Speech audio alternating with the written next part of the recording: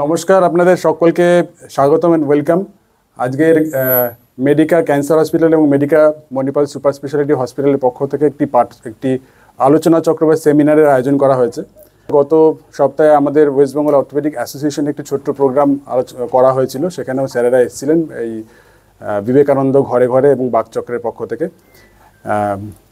বাকচক্র এবং বিবেকানন্দ ঘরে ঘরে ব্যাপারে সুজিত চন্দ্র বন্দ্যোপাধ্যায় মহাশয় উনি ডিটেলে বলবেন। আজকের আলোচনা চক্র আমাদের হসপিটালের পক্ষ থেকে স্বামী বিবেকানন্দের প্রতি আমাদের একটি শ্রদ্ধার্ঘ। এই আলোচনা চক্রে আমাদের যারা অ্যাটেন্ড করছেন তার মধ্যে ডাক্তাররা রয়েছেন, নার্সিং স্টাফ, টেকনোলজিস্ট, পেশেন্টের পরিবারের লোকেরা রয়েছেন এবং আমাদের যারা ফ্রন্ট ডেস্কের যারা কেয়ার গিভার, আমরা যে ব্যানারটা যেটা বানানো হয়েছে সেখানে কেয়ার গিভার বা কেয়ার প্রোভাইডার কথাটা বলা হয়েছে। তো এখানে তো শুধু ডাক্তার বা নার্সিং স্টাফ নয়, এটা একটা বিরাট বড় কর্মযজ্ঞ বা বিরাট বড় টিম ওয়ার্ক, এবং যাদের ছাড়া এই টিম ওয়ার্ক বা এই ইনফ্রাস্ট্রাকচারের কোনো অস্তিত্ব নেই, সেই রোগী এবং তার রোগী পরিজন, তাদের ছাড়া তো এই ডাক্তার, সিস্টার, হসপিটাল, এই ইনফ্রাস্ট্রাকচারের কোনো অস্তিত্ব ভিত্তিহীন। তো তারাই আজকের আমাদের মেন মানুষ। তারা আমাদের এখানে রয়েছেন, বোন ক্যান্সার সার্ভাইভার 5 জন রয়েছেন এবং তাদের বাড়ির পরিজনেরা রয়েছেন। তো আমরা এবার আলোচনা চক্রটি শুরু করব। আমি রিকোয়েস্ট করব কুণাল সরকার স্যারকে আমাদের যারা স্পিকার রয়েছেন তাদের সম্বন্ধে কিছু বলার এবং এই আলোচনা চক্র সম্বন্ধে কিছু বলার। যারা আজকে বলবেন তাদের মধ্যে একজনের সঙ্গে আমার অনেক দিনের পরিচয়, বহু দিনের পরিচয়, এবং সেই পরিচয়টা হয়তো কিছু দশক ধরে যাবে, সেই গল্পটা অন্যদিন বলবো। তো সে হলো তরুণ, এবং তরুণকে প্রথম দিকে অন্যভাবে চিনতাম, অন্যভাবে জানতাম, এখনও কিছুটা অন্যভাবে ওকে চিনি। কিন্তু তরুণ কেবল একজন সাংবাদিক, একজন গবেষক নন। তরুণ বিশেষ করে আজকে স্বামীজি, রামকৃষ্ণ মুভমেন্ট এবং সেই সম্বন্ধে ওর যে প্রচুর পড়াশুনো এবং ওর যে প্রচুর অরিজিনাল চিন্তাভাবনা, তো সেটা কিন্তু আপনাদের মতো আমিও অনেক শুনি। যখনই শুনি যেখানে তরুণ বলছে, তো ওর শোনার, ওর বক্তব্যের দিকে আমার একটা কান দেওয়া থাকে। তো আজকে যে আলোচনা হবে সেই আলোচনার মধ্যে আমরা অনেক কিছু শিখব, অনেক কিছু জানব, এবং আজকের দিনে যে জিনিসটা প্রয়োজন সেটা হলো ইন্ট্রোস্পেকশন প্রয়োজন, ডিটেলস প্রয়োজন, নলেজ প্রয়োজন, অ্যান্ড নট জাস্ট সুপারফিশিয়াল হ্যাজিওগ্রাফি। যে সুপারফিশিয়াল হ্যাজিওগ্রাফি, কে কত বড় মহান ইত্যাদি, খালি বাংলা ভাষায় একটা অসুবিধা আছে, বাংলা ভাষায় ভার্ব কম, ক্রিয়া কম, বিশেষণ অনেক বেশি, অ্যাডজেক্টিভ অনেক বেশি। তো এইটা হচ্ছে বাংলা ভাষার একটা দুর্বলতা।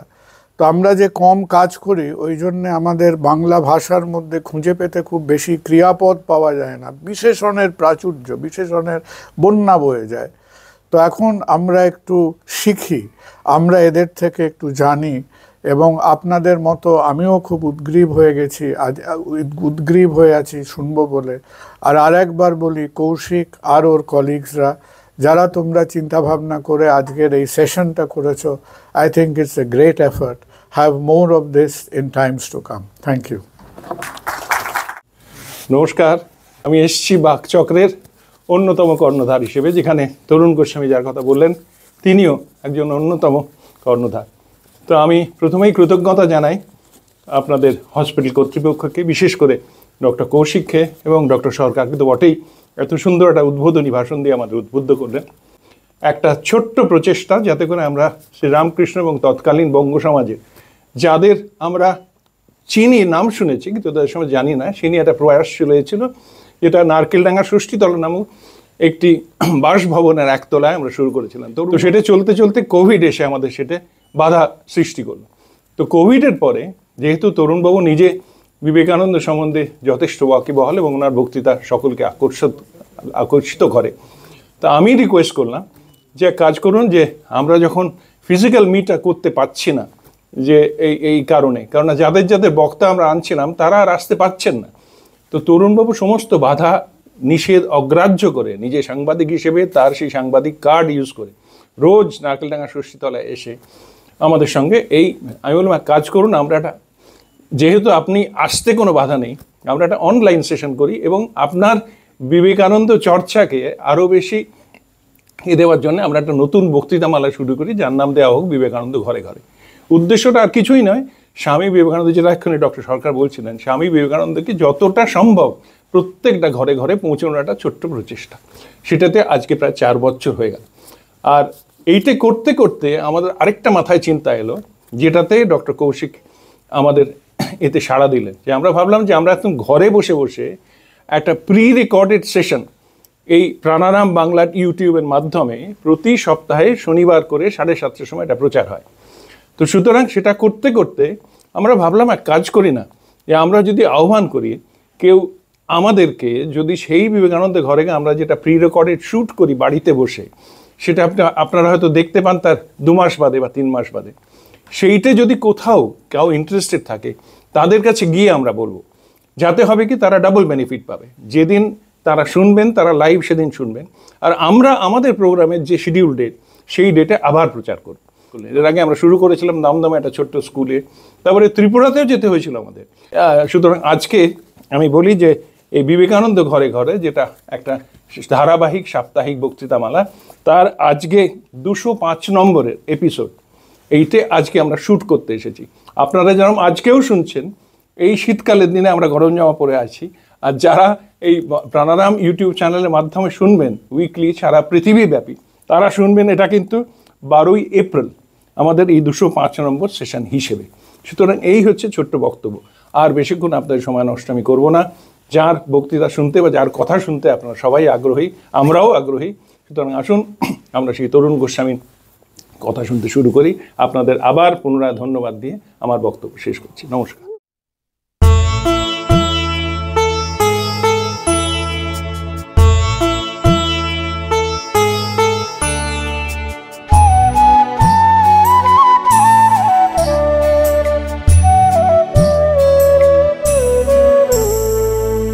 তোমারে করিয়াছি জীবনের রূপতারা, এ সমুদ্রে আরো কবু হব না গো পথহারা। তোমারে করিয়াছি জীবনের রূপতারা।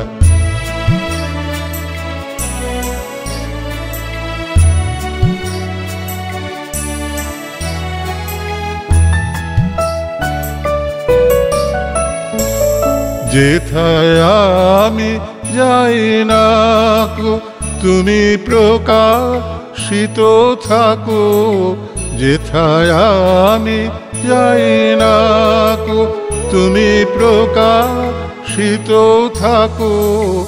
অকুল নয়ন জলে ঢালো গো কিরণ ধারা। তোমারে করিয়াছি জীবনের রূপতারা।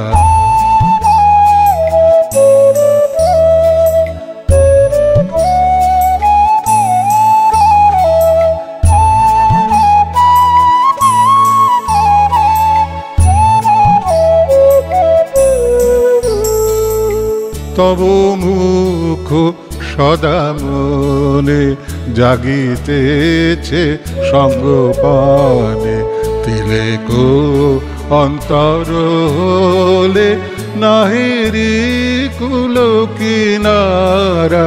তব মুখ সদা মনে জাগিতেছে সঙ্গপানে, তিলেকো অন্তর হলে নাহেরি কুল কিনারা।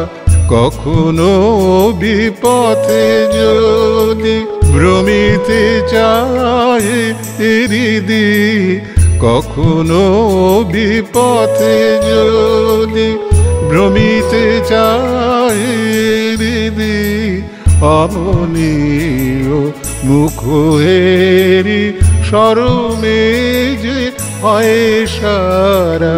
তোমারে করিয়াছি জীবনের রূপতারা, এ সমুদ্রে আরো কবু হব না গো পথহারা।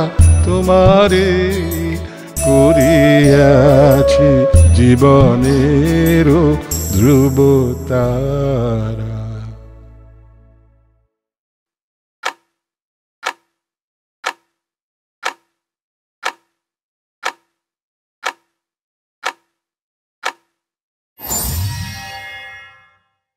সুধীবৃন্দ, আলোচনার বিষয় বিবেকানন্দ। এখানেও দেখছি বিবেকানন্দ লেখা রয়েছে স্বামীজির কথা, service to man is service to god. তো বিবেকানন্দকে আজকাল বলার ফ্যাশন হয়ে দাঁড়িয়েছে। কিন্তু সুজিতদা যেটা বললেন একটু আগে কথা বলতে বলতে, সেটা আমি বিশ্বাস করি যে ফ্যাশন হলেও একটুও যদি এই লোকটার কথা আমাদের মাথায় আসে তাহলে জীবনটা পাল্টে যায়। সে প্রসঙ্গে যাব। তার আগে প্রথমেই ধন্যবাদ জানাই ডক্টর কৌশিক চন্দ্রকে, তিনি আমাদের আমন্ত্রণ জানিয়েছেন আসার জন্যে। আর এখানে ডক্টর সরকার আছেন, আমার তার সঙ্গে ছাত্রজীবন থেকে পরিচয়। আমার পক্ষে ডক্টর সরকার বলা সম্ভব নয়, কুণালদাই চিরকাল বলেছি তাই বলবো। কুণালদার পরে বলা খুব কঠিন। আপনারা তো এখন কুণালদাকে দেখছেন, আমরা ছাত্রজীবন থেকে দেখছি। আমরা দেখেছি মেডিকেল কলেজের ডিবেটার হিসেবে, অকল্পনীয়। ওরকম যে বলা যেতে পারে, যারা সামনে শোনেননি অনেক বছর আগে, তারা বিশ্বাসই করতে পারবে না। কুণালদা 1893 সালের কথা বললেন। অনেক ঘটনা ঘটেছিল ভারতবর্ষে এবং পৃথিবীতে। আর 3টি ঘটনা ঘটেছিল, সেটা কুণালদা বলেননি, সেটা আমি যোগ করে দিচ্ছি। 1893 সালে বার্টন রাসেল ট্রাইপস হয়েছিলেন। 1893 সালে লন্ডন থেকে বড়োদায় ফিরে এসেছিলেন এবং জরিপ বিভাগে কাজ নিয়েছিলেন অরবিন্দ ঘোষ। 1893 সালে এগ্রিকালচার ইঞ্জিনিয়ার হয়ে ফিরেছিলেন দ্বিজেন্দ্রলাল রায়। বিবেকানন্দ বক্তৃতা করেছিলেন শিকাগোতে। আমি যেটা দিয়ে শুরু করতে চাই সেটা একটি স্বামীজির অসাধারণ কথা। 1896 সালে স্বামীজি গিয়েছিলেন সুইজারল্যান্ডে, সাথে ছিলেন পল ডয়েসান। পল ডয়েসান খুব বড় ইন্ডোলজিস্ট ছিলেন, বিবেকানন্দের খুব বন্ধু হয়ে উঠেছিলেন, দুজনের সংস্কৃতে কথা বলতেন বলে। বিবেকানন্দ ইংরেজি বাংলা ছাড়া 2টি ভাষা মাতৃভাষার মতো বলতে পারতেন। একটি হচ্ছে সংস্কৃত, আরেকটি হচ্ছে ফ্রেঞ্চ। দ্বিতীয়বার যে প্যারিস কংগ্রেসে তিনি বক্তৃতা করেন 1900 সালে বেদান্তের ওপর, সেটি ফ্রেঞ্চে বলেছিলেন। এবং ওই সংস্কৃতে কথা বলবেন বলে ডয়েসানের সঙ্গে থাকতেন, দুজনে গিয়েছিলেন একসঙ্গে। ডয়েসানের বার্লিনের বাড়িতেও স্বামীজি গিয়েছিলেন। তো সেইখানে খবর পেলেন মাইসোরের মহারাজা, স্বামীজির শিষ্য, তিনি বাড়ির প্রাসাদে 4টে ঘর খুলে দিয়েছেন যাতে সেখানে দরিদ্র ছেলেমেয়েরা এসে পড়াশোনা করতে পারে। আপনারা যারা মাইসোরে গেছেন দেখেছেন তার প্রাসাদের বিরাট চেহারা, তার বিরাট অবয়ব। 4টি ঘর খুলে দিয়েছিলেন। তো স্বামীজি থেকে অভ্যর্থনা জানিয়ে একটা চিঠি লেখেন ইংল্যান্ড থেকে। সেই চিঠির শেষ কয়েকটা লাইন বড় সুন্দর। This life is short, the vanities of the world are all transient, but they alone live who live for others, the rest are more dead than alive. এই জীবন কয়েকদিনের, জীবনের চাকচিক্য কয়েকদিনের, সেই বেঁচে থাকে যে পরের জন্য বেঁচে থাকে, বাকিরা মৃত প্রেততুল্য। এবং তারপর লিখছেন স্বামীজি যে আপনার জন্য রাজা আমি প্রতিদিন ঈশ্বরের কাছে প্রার্থনা করি। আমাদের ভারতীয় সংস্কৃতিতে সন্ন্যাসী রাজার জন্য প্রার্থনা করবে কোনো নতুন কথা নয়। চাণক্য প্রার্থনা করেছিলেন, অন্যান্য অনেকেই প্রার্থনা করেছেন। স্বামীজির প্রার্থনাটা সম্পূর্ণ আলাদা। দারিদ্র এবং অশিক্ষায় নিমজ্জিত লক্ষ লক্ষ ভারতীয়ের জন্য আপনার মন যেন আরও গভীরভাবে অনুভব করে। এই প্রার্থনাটা কেউ করেননি। স্বামীজির আগে যারা বিদেশে গিয়েছিলেন, মহাত্মা রামমোহন রায়, দ্বারকানাথ ঠাকুর, সত্যেন্দ্রনাথ ঠাকুর, রমেশচন্দ্র দত্ত, অরবিন্দ ঘোষ, পরে সুভাষ বোস, তাদের প্রত্যেকের বিদেশে যাওয়ার একটা উদ্দেশ্য ছিল। উদ্দেশ্যটা হচ্ছে ব্যক্তিকেন্দ্রিক, নিজের কিছু উন্নতি ছিল, দেশের কোনো উন্নতি তারা বলতে যাননি। বিবেকানন্দ গিয়েছিলেন ভারতবর্ষের কথা বলতে, এবং বিবেকানন্দের কাছে প্রথম তারা শুনল যে ভারতবর্ষের দর্শন, ভারতবর্ষের জীবনচর্চা এবং ভারতবর্ষের যে উচ্চ চিন্তা, সেটি স্বামীজি পরিচয় করে দিলেন পাশ্চাত্যের সঙ্গে। এবং পাশ্চাত্যের বিবেকানন্দের কথা শুনে, তখন তো 30 বছর বয়স, শিকাগোতে এক ভদ্রমহিলা বলেছিলেন, এর দেশে আমরা মিশনারি পাঠাই, এরই উচিত আমাদের দেশে মিশনারি পাঠানো। সেটা বিষয় ছিল religion not the crying need of India. বক্তৃতায় স্বামীজি বলেছিলেন, আমাদের দেশে কোনো দিয়েছিলেন 20শে সেপ্টেম্বর 1893, বলেছিলেন আমাদের দেশে ধর্মের কোনো প্রয়োজন নেই, আমাদের দেশে প্রয়োজন রুটির। যখন আমাদের দেশের মানুষ রুটি চায়, আমরা বিনিময়ে তাদের পাথরের নুড়ি উপহার দিই। একটি অভুক্ত মানুষকে ধর্মের কথা শোনানো মানে তাকে অপমান করা। It is an insult to A hungry man to offer ইম মেটাফিজিক্স। এই বক্তৃতাটি শোনার পরে যখন একটি আমেরিকানরা কয়েকজন বললেন যে এরই উচিত আমাদের দেশে মিশনারি পাঠানো, মিশনেরা স্বামীজির ওপর চটে গেল। এবং মনে রাখতে হবে, স্বামীজির মতন কেউ বিদেশে ওইভাবে অপমানিত হননি। বিদেশে ব্রাহ্ম সমাজের প্রতাপচন্দ্র মজুমদারের নেতৃত্বে বিবেকানন্দকে নিয়ে সাংঘাতিক অপমান করা হয়। দেশে ফিরে আসার পরে যেহেতু কায়স্থ ছিলেন, তাই এখানকার পণ্ডিতরা বললেন ও লোকটা ভুল ব্যাখ্যা করে শাস্ত্রের, ও ঠিক শাস্ত্র বলতে পারে না, আর কায়স্থ ছেলে সে আবার সন্ন্যাসী কী হবে, তার উপর কালাপানি পার হয়েছে, অখাদ্য কুখাদ্য খেয়েছে, নিজে সন্ন্যাস নিয়েছে নিজের, এসব হয় না, সব চলে না ভারতবর্ষে। কারণ তারা বিবেকানন্দকে ভয় পেয়েছিলেন। বিবেকানন্দ কাউকে রেয়াত করতেন না বলে 1757 থেকে 1947 এই ইস্ট ইন্ডিয়া কোম্পানি এবং পরে ব্রিটিশ সরকারের রাজত্বকালে সাহেবরা একজনকে ভয় পেয়েছেন, তিনি হচ্ছেন বিবেকানন্দ। কারণ সাহেবরা জানতেন বাকিদের ম্যানেজ করে নেওয়া যাবে, এই লোকটাকে ম্যানেজ করা যাবে না। সিডিশন কমিটি জাস্টিস রাওলাটের নেতৃত্বে তৈরি হয় দেখার জন্যে যে বাঙালি ছেলেরা কেন বিপ্লবী হয়ে যাচ্ছে, এবং সেখানে বাঙালিদের একটা সংজ্ঞা দিয়েছিলেন জাস্টিস রাওলাট। বাঙালি কারা? বাঙালি পুরুষ কারা? বিশেষ করে তারা হচ্ছে English speaking, dhoti clad, এফিমিনেট Bengali. লেখা রয়েছে একেবারে সেই তার সিডিশন কমিটির রিপোর্টে। সেই রিপোর্টে সেকেন্ড চ্যাপ্টার হচ্ছে Bengal, first chapter Maharashtra, third chapter Punjab. সেখানে দুজনের নামের কথা বলা আছে। তারা বলতে পারতেন, যারা বিপিন পালের কথা বলতে পারতেন, তারা বলতে পারতেন অরবিন্দ ঘোষের কথা, বলেননি, বলেছিলেন দুজনের কথা, রামকৃষ্ণ এবং বিবেকানন্দ। বলেছিলেন রামকৃষ্ণ মানুষকে শ্রদ্ধা করতে শেখাচ্ছেন, নিঃস্বার্থভাবে ভালোবাসতে শেখাচ্ছেন, এবং বলছেন যে মানুষের মধ্যে ভেদ করাটা অন্যায়, অতএব ইনি বিপ্লব আন্দোলনের জনক। আর বিবেকানন্দ মৃত্যুর পর আরও ভয়ঙ্কর হয়ে উঠেছেন। Vivekananda after death has become more dangerous than when he was alive. এবং সাহেবরা 1909 সালে একটা ওয়ারেন্ট বের করেছিল রামকৃষ্ণকে অ্যারেস্ট করার জন্যে। জানতো না যে 1886 সালে তিনি মারা গেছেন। স্যার চার্লস টেগার্ট, তিনি তখন কলকাতা পুলিশের ডেপুটি কমিশনার ডিটেকটিভ ডিপার্টমেন্ট, তিনি কেন অ্যারেস্ট করতে চেয়েছিলেন? বলেছিলেন এই লোকটা যে মা মা বলছে না, এ মা ব্যক্তিগত ভগবান নয়, এটি হচ্ছেন ভারত মাতাকে তিনি বলছেন, এবং ভারত মাতাকে সন্ন্যাস আন্দোলন দিয়ে তিনি আবার নতুন করে আনন্দমঠে বঙ্কিমচন্দ্র যা বলেছেন সেটি আনতে চাইছেন। অতএব রামকৃষ্ণকে গ্রেপ্তার করা প্রয়োজন। Vivekananda after death has become more dangerous than when he was alive. সাহেবরা ভুল করে লিখে ফেললে এটা বাস্তবে সত্যি। সম্প্রতি একটি বই বেরিয়েছে, অক্সফোর্ড বিশ্ববিদ্যালয়ের সোশ্যাল হিস্ট্রির একজন অধ্যাপিকা রুথ হ্যারিস, তিনি বই লিখেছেন, গুরু to the world, life and legacy of Vivekananda. কেন বিবেকানন্দকে নিয়ে ভাবনা শুরু হয়েছে আবার? রোমা রোলা নোবেল প্রাইজ পেয়েছিলেন, রবীন্দ্রনাথ যে বছর পান তার পরের বছর। বিখ্যাত গ্রন্থ যা ক্রিস্তফ, জন ক্রিস্টোফি। রোমা রোলা লিখেছিলেন 1930 সালে, বিবেকানন্দ চলে যাওয়ার 28 বছর পরে বই লিখেছিলেন, এবং সেখানে বলেছিলেন যে Vivekananda's words are great music, phrases in the style of Beethoven, starring rhythms like the march of Handel choruses।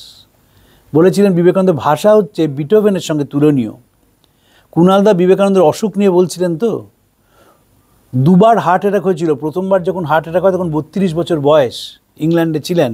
একজন আমেরিকান সাংবাদিক এসেছিলেন, দুপুরবেলায় খাওয়া দাওয়ার পরে হঠাৎ বুকে ভীষণ ব্যথা, শুয়ে পড়লেন। তারপর বললেন যে, তারপর উঠে বসলেন, কথা বলতে শুরু করলেন। আর পরের বার হয়েছিল স্টেশনে, গরুর গাড়ির মধ্যে, মুড়ি স্টেশনে উত্তরপ্রদেশে, তখন 35 বছর বয়স। দুবার হার্ট অ্যাটাক হয়ে গিয়েছিল, একদম আনট্রিটেড ডায়াবেটিস, ওই অবস্থা হয়েছিল। দ্বিতীয়বার বিলেতে ম্যাগনেট থেরাপি করেছিলেন আমেরিকায়। দুটো ম্যাগনেট ঘষে বুকের ওপর রাখা হতো, এই ভেবে ডায়াবেটিস চলে যাবে। স্বামীজি বললেন কিছুই কমলো না, শুধু মাঝখান থেকে বুকের ছাল চামড়া উঠে গেল। সেই বিবেকানন্দ মারা যাওয়ার 2 মাস আগে একটা চিঠি লিখেছিলেন নিবেদিতাকে। নিবেদিতা জানতে চেয়েছিলেন শরীর কেমন আছে। স্বামীজি লিখেছিলেন, এত কাজ করতে হয় যে বুঝতে পারি না আমি কেমন আছি, আর বুঝতেই যখন পারি না তখন ধরে নিতে হবে আমি ভালো আছি। এই হচ্ছে জীবন।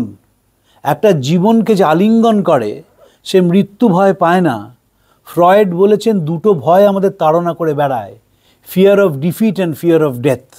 আর কোনো ভয় নেই, হেরে যাওয়ার ভয়, এই বুঝি আমার সব চলে গেল, আর মৃত্যু ভয় দরজায় করাঘাত করছে। প্রতিদিন মানুষ মৃত্যু ভয় নুব্জ হয়ে থাকে। নচিকেতা সেই প্রশ্নই করেছিলেন যমকে, বলো যে আমি কী করে মৃত্যুকে জয় করতে পারবো, এবং সেটাই উপনিষদের মূল বিষয়, আমি সে বিষয়ে যাচ্ছি না। কিন্তু বিবেকানন্দ শিখিয়েছেন যে একমাত্র পরের জন্যে কাজ করলে জীবনটাকে নতুন করে উপলব্ধি করা যায়।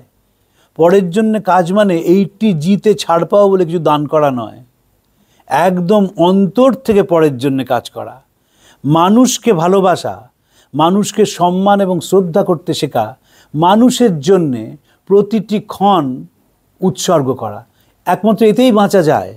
আমাকে কিছুদিন আগে কলকাতার একজন ডাক্তারবাবু বলছিলেন, কার্ডিওথোরাসিক সার্জেন, যে যতই ওষুধ খাও, যদি হৃদয়ের গণ্ডগোল হয় তোমার রোগ ঠিক হবে না, তুমি যদি মনের দরজাটা খুলে না দিতে পারো। আমি শুনছিলাম তার কথা। আমি সব কিছুর মধ্যেই বিবেকানন্দকে খুঁজি এবং খুঁজে পাই। আমি গানের মধ্যে খুঁজে পাই, আমি কবিতার মধ্যে খুঁজে পাই, আমি জীবনচর্চার মধ্যে খুঁজে পাই, আমি কাজের মধ্যে খুঁজে পাই, আমি মেলামেশার মধ্যে খুঁজে পাই। এবং যখন এই কৃত্রিম সভ্যতা আমাদের গ্রাস করছে প্রতিদিন, আমরা তো এআই নিয়ে খুব বলছি, আমি পাশের মানুষটাকে চিনলাম না, আমি বললাম কৃত্রিম বুদ্ধিমত্তা। পাশের মানুষটাকে চিনলাম না। 1940 সাল, তখন বিশ্ব মহাযুদ্ধ চলছে, দ্বিতীয় বিশ্ব মহাযুদ্ধ। বার্ট্রান্ড রাসেল একটা চমৎকার লেখা লিখেছিলেন, তাতে বলেছিলেন, we live in houses without any beauty, where we eat meals which merely nourish, beget children without any love, and subject them to an education which kills the spontaneity of life. Where there is delight in a process, there will be style, and the activity of production will have aesthetic value. But when men value the consequences of work, not the work itself, style disappears to be replaced by something which to a mechanized man appears more natural, and in fact it is more brutal. স্বামীজিরা প্রশ্ন তুলেছিলেন, ভারতবর্ষ কি মারা যাবে? যদি মারা যায় তাহলে আধ্যাত্মিকতার মৃত্যু হবে, সেখানে রাজত্ব করবে কাম এবং বাসনা, অর্থ হবে তার পুরোহিত, তার পুজোর উপকরণ হবে পশুবল, প্রতারণা আর নিষ্ঠুর প্রতিযোগিতা, আর বলির বস্তু হবে মানবাত্মা। যেই আপনি বলবেন ভারতবর্ষ মারা গেলে আধ্যাত্মিকতার মৃত্যু হবে, তখন বিরাট সংখ্যক মানুষ বলবেন, দেখেছো তো আবার ধর্মকে নিয়ে এলো। আমরা ধর্ম বলতে ভুল বুঝি, আমাদের প্রথম অসুখ হচ্ছে সেইখানটায়। নিবেদিতার একটি অনবদ্য বই আছে, বইটির নাম ধর্ম অ্যান্ড রিলিজিয়ান। সাহেবরা ভুল অনুবাদ করেছিল, ধর্ম মানে রিলিজিয়ান নয়, ধর্ম মানে নেচার, স্বভাব। রিলিজিয়ানটা অন্য জিনিস, রিলিজিয়ান হচ্ছে কতগুলো ডুজ অ্যান্ড ডোন্টস। আমাদেরটা হচ্ছে, স্বামীজি বলছেন, ও তোমার রাস্তা ঝাঁটানো, প্লেগ নিবারণ সব হবে যদি তার ধর্মকে মেনে হয়। এখানে ধর্ম মানে নেচার। নেচারটা কি? নেচারটা হচ্ছে কম্প্যাশন, নেচারটা হচ্ছে রেসপেক্ট, নেচারটা হচ্ছে আনকোয়ালিফাইড লাভ, নেচারটা হচ্ছে সার্ভিং আদার্স। এটা প্রমাণিত যে একমাত্র সেবার মাধ্যমে মানুষ নিজের মুক্তি খুঁজে পায়, অন্য কোনোভাবে পায় না। আপনারা যেহেতু দৈনন্দিন সেবার মধ্যে আছেন, আমরাও যেহেতু অন্যভাবে সমাজ সেবার মধ্যে আছি, একমাত্র সেবার মধ্যে দিয়ে একটি মানুষের জীবনে পূর্ণতা লাভ হয়, জীবন একটা মাত্রা যোগ হয় যদি সে সেবার মধ্যে দিয়ে থাকে। আমরা সাধারণভাবে দেখি, ধরুন আপনি একটি খুব ব্যস্ত মানুষ, আপনি কোনো কারণে রাস্তায় নেমেছেন, গাড়ি থেকে নেমেছেন, একটা দোকানে যাচ্ছেন, তখন একটি বাচ্চা যে কয়েকদিন খেতে পায়নি, চেহারা দেখলেই বোঝা যায় যে অর্থনৈতিকভাবে দুর্বল, সামাজিকভাবে দুর্বলতর। সেই বাচ্চাটি এসে আপনাকে বলল, আমার একটা রুটি কিনে দিন। আপনি রুটিটা কিনে দিলেন, তার মুখে যে হাসি, ওই হাসিটা পয়সা দিয়ে কেনা যাবে না।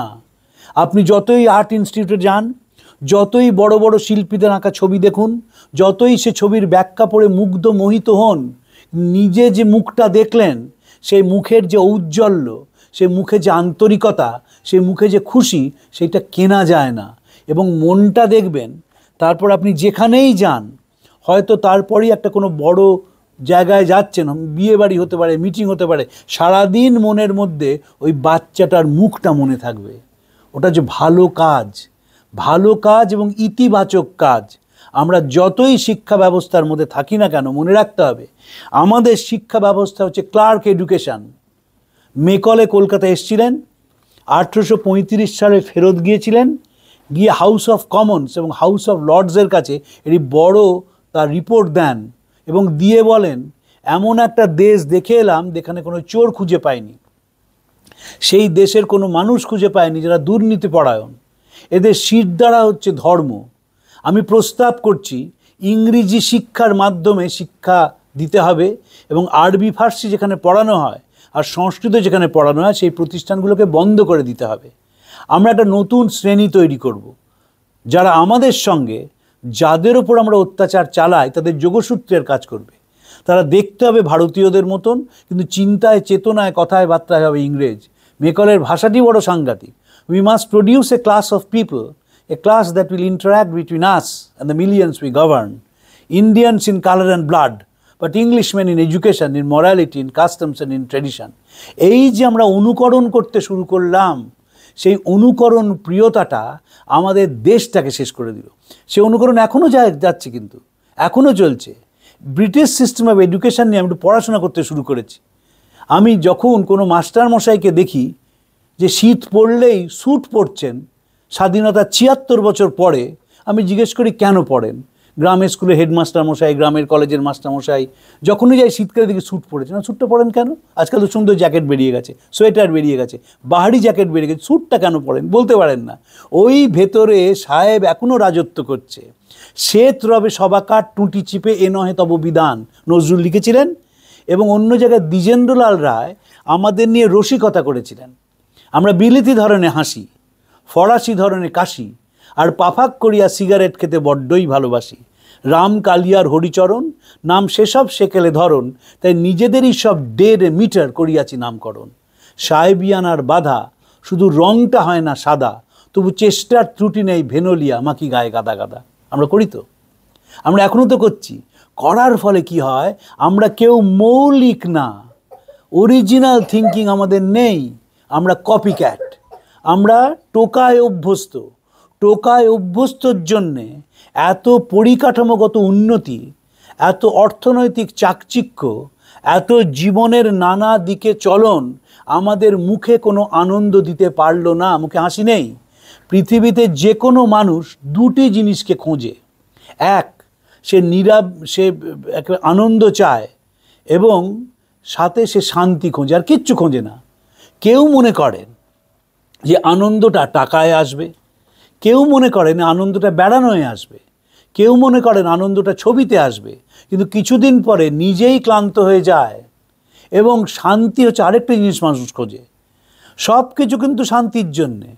যখন কোনো মানুষ ক্ষমতার শিখরে চলে যায়, সে একটাই জিনিস চায়, পিস, কিছু না। পায় না বলে সক্রেটিসের কথা, face is the mirror of the mind, যদি সত্যি হয়ে থাকে মুখগুলোকে দেখলে বোঝা যায় সেখানে অশান্তির ছাপ পড়ে গেছে, সেখানে যন্ত্রণার ছাপ পড়ে গেছে, সেখানে বোঝাই যায় মানুষটি যেন কষ্ট করে জীবনটাকে টেনে নিয়ে যাচ্ছেন, ড্র্যাগ করছেন প্রতিদিন। কারণ হচ্ছে আমরা মনের দরজাটা খুলতে পারি না। আমরা কোনো দিন সাধারণ মানুষের সঙ্গে মিশতে পারি না। সাধারণ মানুষের যন্ত্রণা আমরা বুঝি না। আমরা আমার দৃষ্টিভঙ্গি থেকে জিনিসটাকে বোঝবার চেষ্টা করি। এবং যেহেতু ভারতীয়দের একটা বিরাট সংখ্যক মানুষ নেতিবাচক মনোভাবে বিশ্বাস করেন, তাই we are more judgemental and never analytical. আমরা বিশ্লেষণ করি না। বিবেকানন্দ এইটা শিখিয়েছিলেন যে জীবনের প্রত্যেক স্তরে তুমি বিশ্লেষণ করতে শিখবে এবং এমন একটা জীবন তৈরি করবে যাতে তোমার বলতে কিছু থাকবে না। আমরা যারা দর্শন চর্চা করি, আমরা বিশ্বাস করি এই যে বিরাট একটা জীবন যাকে জার্নি বলা হয়, এটা সম্পূর্ণ একা। আপনি যতক্ষণ না মুখের ভাষায় বলছেন যে আপনি কষ্ট পাচ্ছেন, কি ভেতরে চলছে কারুর বোঝা সম্ভব নয়, তার আভাস মাত্র পাওয়া যায়। যারা খুব পণ্ডিত তারা মুখ দেখে, ব্যবহার দেখে আভাস পেতে পারেন, কিন্তু ভেতরে সত্যিকারের কি চলছে, কি যন্ত্রণা চলছে, কি কষ্ট চলছে বোঝা যায় না। কারণ ঋষি দেখেছিলেন এই বিরাট যে জীবনের পরিক্রমা, এই পরিক্রমাটার একটাই কারণ, সেটি হচ্ছে প্রকৃতির সঙ্গে নিজের সম্পর্কটাকে নিবিড় করা। সে নিবিড় করতে গিয়েই একটা সংসারের প্রয়োজন, একটা পরিবারের প্রয়োজন, যাতে সকলের মধ্যে দিয়ে নিজেকে চেনা যায়, নিজেকে বোঝা যায়, নিজেকে জানা যায়। আর কোনো কাজ একটি ব্যক্তির নেই। সে গোটা জীবনটা নিজেকেই খোঁজে, আর কাউকে খোঁজে না। সে কিছুদিন পরে আবিষ্কার করে যে সীমার মধ্যে অসীমের সুর বাজছে। কিছুদিন পর আবিষ্কার করে যে আমি দেহ নই, আমি মন নই, আমি বুদ্ধি নই, আমি আত্মা। এই আত্মা শব্দটা বললেই আবার মনে হয় ধর্ম। আত্মা হচ্ছে সময়, টাইম। গীতায় যে আত্মার ডেফিনেশন দেওয়া আছে সেটা হচ্ছে কি জলে ভেজানো যায় না, বাতাসে শোকানো যায় না, আগুনে পুড়ানো যায় না, অসিতে ছেদন করা যায় না, একমাত্র সময়কে যায় না। আমরা যখন আলোচনাটা শুরু করেছিলাম তার থেকে যে সময়টা পার হয়ে গেছে হাজার চাইলেও ফিরে আসবে না। তাই আমরা প্রত্যেকে হচ্ছে টাইম এনক্যাপসুলড ইন এ বডি, একটা শরীরকে ধারণ করে আছি। সময়টা কেড়ে নিন, সঙ্গে সঙ্গে সেই শিব সব হয়ে যাবে। সঙ্গে সঙ্গে যতক্ষণ তার সময়টা আছে সে বেঁচে আছে, সময়টা নিয়ে নিলেই সে মৃত, সে জড়। আর ভারতীয় দর্শনে জড়ের কোনো স্থান নেই, চেতনের স্থান আছে। তাই জন্য দেখবেন মৃতদেহকে যখন নিয়ে যাওয়া হয় সে জায়গাটা জল দিয়ে ধুয়ে দেওয়া হয়। তার কারণ হচ্ছে যে তার কোনো মূল্য রইল না, সে তখন জড় হয়ে গেছে। চেতন যদি জাগিয়ে রাখতে হয়, আগুনটাকে যদি জ্বালিয়ে রাখতে হয়, তাহলে বিবেকানন্দ বলছেন যে একমাত্র নিঃস্বার্থ ভালোবাসাই সেটাকে পারে, আর কেউ পারে না, আর কোনোভাবে সম্ভব নয়। পাশ্চাত্যের বুকে দাঁড়িয়ে তিনি যে বক্তৃতাগুলো দিয়েছিলেন তাতে সাহেবরা বলল হি ইজ আওয়ার ম্যান, আমেরিকানরা বলেই ফেললো। আমেরিকান একজন ভদ্রমহিলা লিখলেন যে Columbus discover the soil of America and Vivekananda its soul. বলা হলো যে শিকাগোর ঘন আবহাওয়ার মধ্যে জ্বলন্ত ভারতীয় সূর্য, সন্ন্যাসী তিনি, কিন্তু প্রথম দর্শনে সন্ন্যাসীর চেয়ে তাকে সৈনিক বেশি মনে হয়। বিবেকানন্দের যা চেহারা ছিল, যে স্মার্টনেস ছিল, সাংঘাতিক স্মার্ট ছিলেন। তো আমেরিকায় যখন রাস্তায় ঘুরে বেড়াতেন তখন কাগজ ওয়াশিংটন পোস্ট লিখছে যে লোকে জায়গা ছেড়ে দিচ্ছে এবং বলছে যে মুখটা ক্লাসিক বুদ্ধের মতন। কেন বলছে? Towering personality. এবং পার্সোনালিটি তখনই হয় যখন লোকের সঙ্গে লোকে মিশতে শেখে। না শিখলে কিছুই হয় না। সুকুমার রায় না মেশার একটা চমৎকার ছবি এঁকেছেন। রামগরুরের ছানা, হাসতে তাদের মানা, হাসির কথা শুনলে বলে হাসবো না না না না। আগে ছিল আবোল তাবোল বই, এখন ব্যক্তিগত জীবনে। আমি খবরের কাগজে চাকরি করি, আমি রিপোর্টার। আমার এই দীর্ঘ রিপোর্টিংয়ের জীবনে নানা ধরনের মানুষ দেখেছি। সমাজের ওপরের তলার মানুষ দেখেছি, মাঝের তলার মানুষ দেখেছি, সাধারণ মানুষ দেখেছি। কোনো স্তরে কেউ হাসতে জানছেন, ওপরে তো একেবারেই হাসি বন্ধ। ওপরে তো মনে হয় কচ্ছপ কবে কামড়াবে আমি একটু ফিক করে হেসে উঠবো, আর তার আগে হাসবো না। একদম ঠোঁটের কোনা দিয়ে একটা হাসি বেরোবে যদি কচ্ছপ কামড়ায়, তবে তার আগে কোনো হাসির সম্ভব কেন সম্ভাবনা নেই। কারণ জীবনকে আলিঙ্গন করতে শিখলাম না আমরা। আমাদের শিক্ষা ব্যবস্থার মধ্যে দিয়ে, আমাদের জীবন চর্চার মধ্যে দিয়ে আমাদের কেউ শেখালো না একটি ছোট জিনিস, সেটা হচ্ছে social and moral training. Vivekananda প্রথমবার বিদেশ থেকে এলেন, ম্যাড্রাসে একটা বক্তৃতা দিলেন, মাই প্ল্যান অফ ক্যাম্পেইন। সেখানে বললেন যে দেখো, আমি অন্য সমাজ সংস্কারকের মতো নই, আমি তাদের বিশ্বাস করি না। তারা করেছে কসমেটিক চেঞ্জেস, আমি চাই স্টেম ব্রাঞ্চ রিফর্ম। কিভাবে স্টেম ব্রাঞ্চ রিফর্ম করতে চাই? 4 ধরনের শিক্ষার কথা বললেন। প্রথমে বললেন ধর্মদান, তারপর বিদ্যাদান, তারপর প্রাণদান, তারপর অন্নদান। এই যে ধর্মদান, এ মানে ঘণ্টা নাড়া নয়, নিরামিষ খাওয়া নয়, পুজো করা নয়, গঙ্গায় ডুব দেওয়া নয়, যে মকর সংক্রান্তি হয়েছে গঙ্গাসাগরে গিয়ে হৈ হৈ করে ডুব দিতে হবে। একেবারে চলে যাচ্ছে মহাকুম্ভে, পিয়ার গ্রুপকে বলার জন্য বেশি যে স্নান না করলে হবে না। ধর্মদান মানে তা নয়। ধর্মদান মানে moral and social training. Moral training মানে মরাল পুলিশিং নয়, ডুজ অ্যান্ড ডোন্টস নয়। মরাল ট্রেনিং মানে respect for your own self. আর সোশ্যাল ট্রেনিং মানে সামাজিক দায়বদ্ধতা, যেটা আমাদের একেবারেই নেই। আমাদের সামাজিক কোনো দায়বদ্ধতা, আমরা কোনো তো মূল্যবোধের শিক্ষায় বড় হইনি। কোনো কালে ভাবার প্রশ্ন নেই যে আমাদের পূর্বপুরুষেরা খুব মূল্যবোধে বিশ্বাস করতেন আর হঠাৎ আমাদের মূল্যবোধ চলে গেছে, কোনো কালে ছিল না। যেই জীবনে ভোগ আসতে শুরু করলো 90-এর দশক থেকে, দেখা গেল যে দাদু এবং নাতি দুজনেই মোবাইলের প্রেমে পড়ে গেলেন। মূল্যবোধ হলে হতো না? দাদু তো মূল্যবোধের সময় জড়িয়েছেন, ব্রিটিশ ইন্ডিয়ান বললেই বলেন না যে আমাদের সময় ছিল বাট একটা ব্রিটিশ রাজত্বকাল, সাংঘাতিক মূল্যবোধ, আর এখন আর কিছু নেই, তা নয়। বরং ঠিক উল্টোটা। এখনকার দিনে তিল তিল করে ভারতবর্ষের একাংশের মধ্যে মূল্যবোধের ধারণাটা প্রথম ঢুকছে। যাদের কম বয়স তারা অনেক বেশি মূল্যবোধে বিশ্বাস করছেন আগের জেনারেশন থেকে। বিবেকানন্দ বাঙালিদের সম্বন্ধে খুব ভালো কথা বলেছিলেন দেখো, we are the most inefficient, lustful and lethargic of all Hindus বলেছিলেন। কারণ তিনি দেখেছিলেন কাছ থেকে যে আমরা যতখানি কথা বলি আমরা কাজ করি না। রবীন্দ্রনাথের বিখ্যাত কথা বিদ্যাসাগর সম্বন্ধে বলেছিলেন, আমরা আরম্ভ করি শেষ করি না, আমরা আড়ম্বর করি অনুষ্ঠান করি না। আমরা ভুয়ো পরিমাণ বাক্য রচনা করতে পারি, তিল পরিমাণ আত্মত্যাগ করতে পারি না। অপূর্ব লেখা লিখেছেন বিদ্যাসাগর মারা যাওয়ার পরে। এখনকার দিনে জীবনটা অনেক পাল্টেছে, মানুষের মধ্যে মূল্যবোধ আসছে।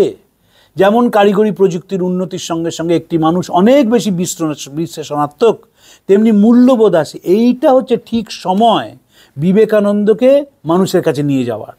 বিবেকানন্দকে বলা হয়েছিল যে আপনি তো ওদেশে বললেন, এদেশে বলেন না কেন? বললেন কেন বলবো, তোদের দেহে বল নেই, তোদের শক্তি নেই, তোদের পক্ষে বড় কিছু নেওয়া সম্ভব না। আগে একটু ভোগ করতে শেখ, তাহলে বেদান্ত বুঝতে পারবি। এখন যেমন ভোগ করা শুরু হয়েছে, এখন যেমন জীবনযাত্রার মান বেড়েছে, এর সঙ্গে যদি বিবেকানন্দকে যোগ করা যায় তাহলে দেখবেন জীবনটা সুন্দর হয়ে যাচ্ছে।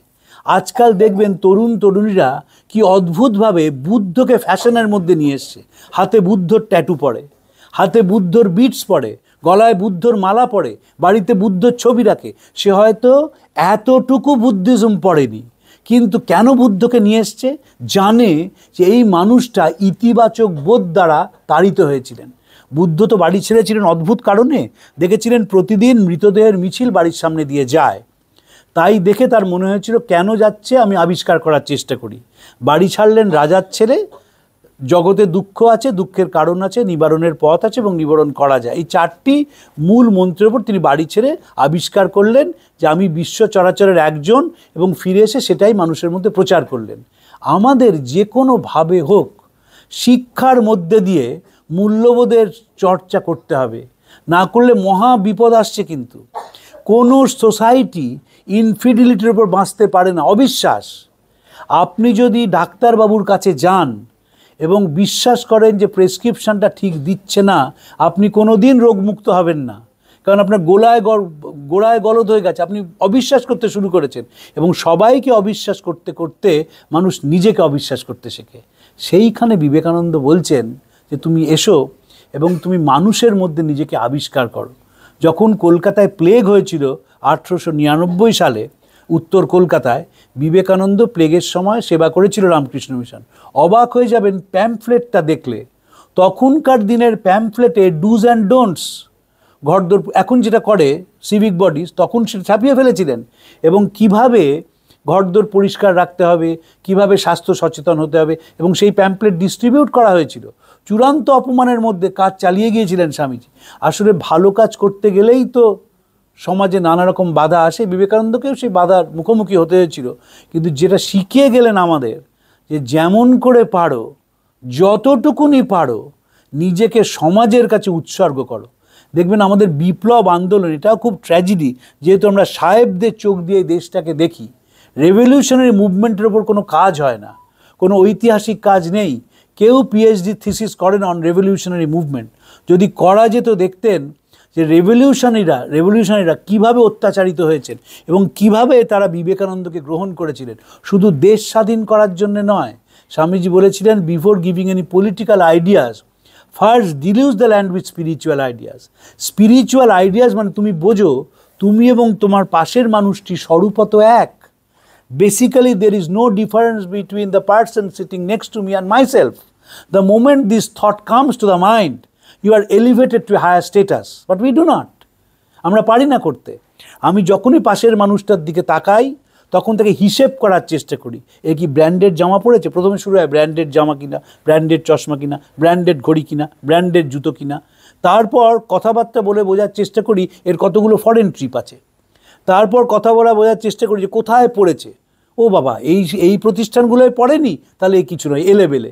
এই এলেবেলে ভাবতে গিয়ে তাকে আমি এলেবেলে করি না, তাকে তো অপমান করি না, নিজে অপমানিত হই। আর তাই দেখা যায় যে খুব সফল মানুষ নিটসের মতো জীবনের এক সময় বলে, after you have shed all your burdens you become a burden to your self.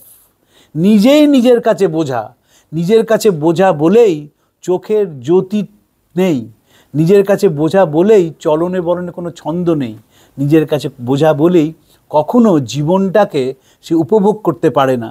সে কোথাও কোথাও যায় বেড়াতে, কিছুদিনের জন্য মরিশাসের গিয়ে সুন্দর নীল সমুদ্র থেকে ফিরে আসে, তারপর জেকে সেই বাঁচার কোনো ইচ্ছে থাকে না। বিবেকানন্দ বাঁচার ইচ্ছে শিখিয়েছিলেন আমাদের।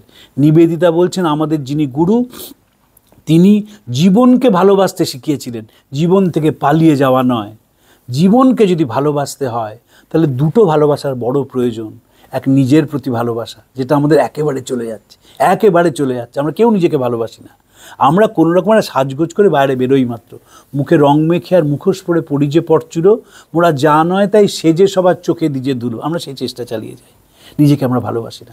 নিজেকে যে মুহূর্তে মানুষ ভালোবাসে সে আবিষ্কার করে আমি একটা সময়, আই অ্যাম টাইম, এবং যেই আই অ্যাম টাইম সঙ্গে সঙ্গে is my duty to serve in what ever form it comes. আপনাদের চিকিৎসার মধ্যে দিয়ে আপনারা সেবা করছেন, আমরা সাংবাদিকতার মধ্যে দিয়ে বা জীবনচর্চা অন্যভাবে সেবা করছি।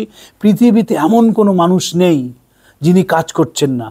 স্টুয়ার্ট হ্যামশায়ার বলেছিলেন, for human beings to be conscious is to have active intention. সেই অ্যাক্টিভ ইন্টেনশানটা যদি নিঃস্বার্থ হয় তার কোনো প্যারালাল নেই। গীতায় শ্রী ভগবান বলেছেন, শ্রী ভগবান বললে আবার কিছু লোকের আপত্তি, এই দেখো ভগবান কথা বলছে। শ্রী ভগবান ইজ আওয়ার কনসিয়াসনেস। অর্জুন নিজের সঙ্গে কথা বলছেন, ডায়ালগটা নিজের সঙ্গে, জিজ্ঞেস করছেন কি করবো, আমি ভেঙে পড়ছি। গীতা হচ্ছে প্রথম গ্রন্থ যেটা স্বীকার করে নিয়েছিল ডিপ্রেশন ইজ পসিবল। ডিপ্রেশন এলেবেলে জিনিস নয়, যে ডিপ্রেসড হয়েছে তাকে ঘৃণা করার কোনো কারণ নেই, তাকে সরিয়ে দেওয়ার কোনো কারণ নেই। তাই সেখানে গীতায় বলা হচ্ছে যে তুমি কর্ম করবে ফল না দেখে, কিন্তু কখনো কর্ম করবে না এই ইচ্ছে যেন তোমার মধ্যে না আসে। আর যখনই কর্ম করতে হবে তখনই যদি মানুষ তার সঙ্গে যুক্ত হয় তাহলে সে বড় সুন্দর অবস্থা। ভারতবর্ষের যে সবচেয়ে উঁচু দর্শন তাকে বেদান্ত দর্শন বলা হয়, যে বেদান্ত দর্শন বিশ্বাস করে প্রত্যেকের মানুষের মধ্যে অনন্ত ক্ষমতা আছে, every person is a store house of power. সেই বেদান্ত দর্শন সম্বন্ধে স্বামীজি বলেছিলেন যে আমি বনের বেদান্তকে ঘরের কোনায় নিয়ে আসব। এই যে উচ্চ দর্শনের কথা বলা রয়েছে, যেটা সাধুদের মধ্যে শুধু ছিল, যেটা বনের মধ্যে শুধু ছিল, আমি ঘরে নিয়ে আসব। এবং বেদান্ত কি করবে? বেদান্তে দুটো, কেন স্বামীজি বেদান্ত আনতে চেয়েছেন? বেদান্ত প্রিভিলেজে বিশ্বাস করে না, আমরা তো প্রিভিলেজে বিশ্বাস করি সব সময়। তাই জন্য ঈশ্বরকেও কিছুটা ঘুষ দিয়ে তিরুপতিতে স্পেশাল দর্শন করি গিয়ে আমরা। We believe in privilege. Vedanta প্রিভিলেজে বিশ্বাস করেন, 1 নম্বর। 2 নম্বর হচ্ছে যেহেতু সকলের মধ্যে শক্তিতে বিশ্বাস করে, তাই মানুষকে নাগাড়ে অপমান করতে পারে না। আমি কয়েকদিন ধরে জার্মানদের বই পড়ছিলাম এবং ছবি দেখছিলাম, যে ছবিগুলো বাইরে আসে না। আমি দেখছিলাম যে যখন সেকেন্ড ওয়ার্ল্ড ওয়ার হয় তখন একজন ওদের হঠাৎ ঠিক হলো যে মেয়েদের অত্যাচার করতে হবে, তো নানাভাবে অত্যাচার করা শুরু হলো। শেষে একজন জার্মান জেনারেল এলেন, তিনি দেখলেন দেখো আমি নতুনভাবে অত্যাচার করব, এটা এ পর্যন্ত হয়নি। সেটা হচ্ছে একজন মেয়েকে দাঁড় করিয়ে হাতের জয়েন্টগুলোয় লোহার রড দিয়ে মেরে এগুলো ভেঙে ফেলা হবে, সব কটা, হাতটা পায়ের সব জায়গায় সব জয়েন্টগুলো ভেঙে ফেলা হবে। তাহলে কী হবে? একসময় আর দাঁড়াতে পারবে না, শুয়ে পড়বে, তখন তাকে গুলি করে মারা হবে। এই যে নেগেটিভ থটস, এই নেগেটিভ থটস একসময় পৃথিবীটাকে আচ্ছন্ন করে ফেলেছিল, কিন্তু অনেক বেশি বেঁচে ছিল পজিটিভ থটস। যখন অ্যানা ফ্রাঙ্কের ডায়েরি আমরা পড়ি, সেখানে অ্যানা ফ্রাঙ্ক বলছে যে কালকেই আমাকে গ্যাস চেম্বারে নিয়ে যাবে, আমি ভারী বুটের শব্দ শুনতে পাচ্ছি, কিন্তু পৃথিবীটা ভালো হবেই আমরা সেখানে থাকি আর না থাকি। আমাদের এই পৃথিবীটাকে বাসযোগ্য করে তুলতে হবে। এখনই আমরা উত্তরসূরিদের কী দিয়ে যাব জানি না। Environmental pollution at its highest, human pollution is dangerous. এত দূরত্ব বেড়ে যাচ্ছে মানুষের, কল্পনা করা যায় না। প্রত্যেক মানুষ আরেকটি মানুষেরকে সেই শিবাজি এবং আফজল খাঁর মতন একেবারে বাগনক পড়ে নেমে পড়েছে। এখন যদি সংসারকে বাঁচাতে হয়, এখন যদি সমাজকে বাঁচাতে হয়, আমাদের ইতিবাচক একটা বোধ আনতে হবে, যে বোধ আমাদের প্রত্যেক দিন প্রাণিত করবে, প্রত্যেক দিন উৎসাহিত করবে ভালো কিছু করার সমাজের জন্য। সেই জন্যই বিবেকানন্দ। আমি আপনাদের অনুরোধ করব একটু বিবেকানন্দ পড়া শুরু করুন। আমি জানি আপনাদের ব্যস্ততা, আমার বহু বন্ধু বান্ধব আছেন তারা ডাক্তারবাবু, তাদের একদম সময় নেই। 10 মিনিট একটা বই পড়ুন, অনেক ভালো ভালো স্বামীজির বই আছে, দেখবেন ওই বইয়ের থেকে বিবেকানন্দ উঠে আসছেন। রোমারোলা যে বলেছিলেন কথাটা বড় সাংঘাতিক কথা, আমি সেই জায়গাটা একটু উদ্ধৃতি দিচ্ছি। রোমারোলা বলেছিলেন, বিবেকানন্দ's words are great music, phrases in the style of Beethoven, starring rhythms like the march of Handel choruses. I cannot touch the sayings of his, scattered there through the pages of books, at 30 years distance, without receiving a thrill through my body like an electric shock. And what shocks, what transports must have been produced when in burning words they issued from the lips of the hero. একটু পড়ুন, দেখবেন জীবনটা পাল্টে যাবে, যাবেই, যেতে বাধ্য। আমরা এক্সপেরিমেন্টটা করেছি এবং বিশ্বাস করি এই এক্সপেরিমেন্টটা সম্ভব, শুধু একটু নিজের প্রয়াস, একটু এফার্ট। একটু এফার্ট দিতে হবে। 30টা মিনিট সময় বের করতে হবে। এ তো কৃত্রিম সময়, এ তো আমাদের তৈরি করা সময়। আমাদের সব ব্যস্ততা তৈরি করা ব্যস্ততা, অ্যাকচুয়ালি আমরা কেউ ব্যস্ত না, আমরা থিয়েটার করি। কিন্তু নিজের জন্য একটু করুন, একটু পড়ার চেষ্টা করুন, একটু বিবেকানন্দকে বুঝুন। দেখবেন বিবেকানন্দ আমাদের বোঝানোর জন্যে ওই অসীম কষ্ট করে মারা গিয়েছিলেন। যখন আমেরিকায় বিখ্যাত হয়েছিলেন 30 বছর বয়সে, তখন যদি আমেরিকা গিয়ে একটা আশ্রম করতেন, পরমহংস যোগানন্দ করেছিলেন, প্রভুপাদ করেছিলেন, ভগবান রজনীশ করেছিলেন, বিবেকানন্দ যেটা আশ্রম করে ওখানে থেকে যেতেন এবং মার 2 ভাইকে নিয়ে যেতেন, কারোর কিছু বলার ছিল না। বিবেকানন্দ যাননি, এদেশে ফিরে এসেছিলেন। ও দেশে থেকে এদেশের মানুষদের জন্য কেঁদেছিলেন। প্রথমে দরিদ্র মানুষের জন্য কেঁদেছিলেন, তারপর ভয় পেয়েছিলেন যে ভোগবাদ আমাদের না শেষ করে দেয়। এখন আমরা ভীষণ ভোগবাদে বিশ্বাস করতে শুরু করে দিয়েছি। আমরা মনে করছি যে যদি জীবনে বাঁচতে হয় তাহলে জিনিসগুলো আমার কিনতে হবে। তারও বিরুদ্ধে একটা আন্দোলন শুরু হয়ে গেছে। বিল গেটস নিয়ে এসছেন পৃথিবীতে অ্যাটায়ার রেশনিং। তুমি দরকারের বেশি জামা কাপড় কিনবে না। যদি কখনো হায়দ্রাবাদে যান, পুরনো হায়দ্রাবাদ যেখানে চারমিনার টাওয়ার রয়েছে, সেখানে নিজামের ওয়ার্ড্রোব রয়েছে, ছোটা হাভেলি তাকে বলা হয়। দেখবেন 10,000 স্কোয়ার ফুট নিয়ে তার ওয়ার্ড্রোব। ছোটো বয়স থেকে বড় বয়সে নিজামের কত 2000 জুতো, কত রকম জামা কাপড় ইত্যাদি। তো বিল গেটস বলছেন না, তোমরা প্রয়োজনের বাইরে জামা কাপড় কিনবে না। এবং দুজনকে তিনি বলছেন এরা হচ্ছে শ্রেষ্ঠ মানব।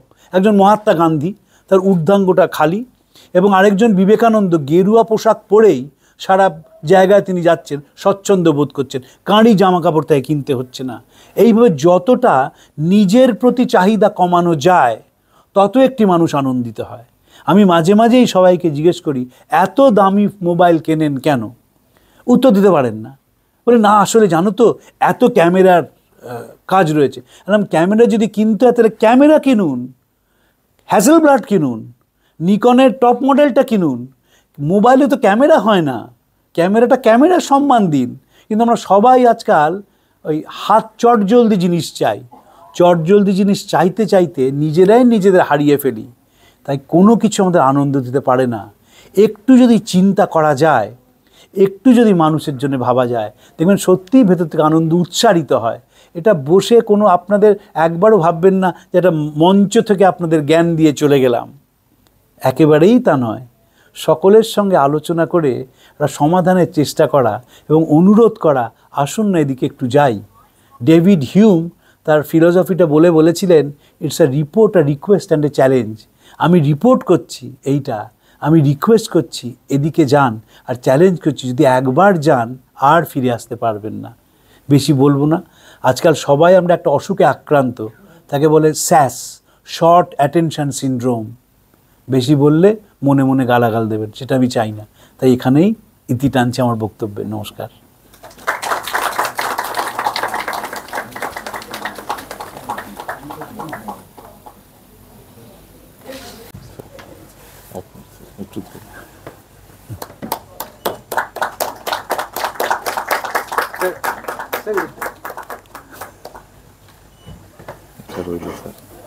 অশেষ অশেষ ধন্যবাদ। খুব ভালো লাগে। তুমি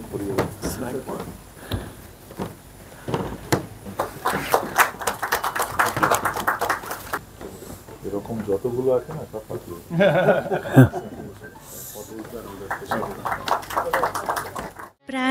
প্রাণারাম প্রাণারাম প্রাণারাম প্রাণারাম প্রাণারাম প্রাণারাম কি যেন লুকানো নামে তাই মিষ্ট এত তব নাম প্রাণারাম প্রাণারাম